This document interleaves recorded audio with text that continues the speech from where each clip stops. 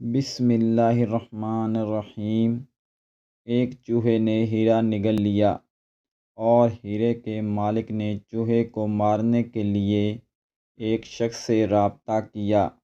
جب شکاری چوہے کو مارنے کے لیے پہنچا تو وہاں 1000 سے زیادہ چوہے اکٹھے تھے، مگر ایک چوہا سب سے الگ بیٹھا ہوا تھا۔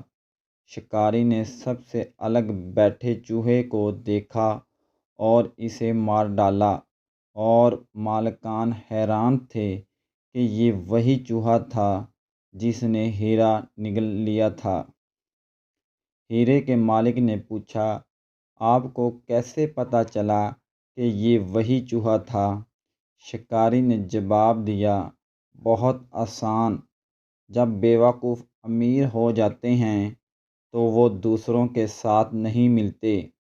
یہ کوئی لطیفہ نہیں، ایک تلخ حقیقت ہے۔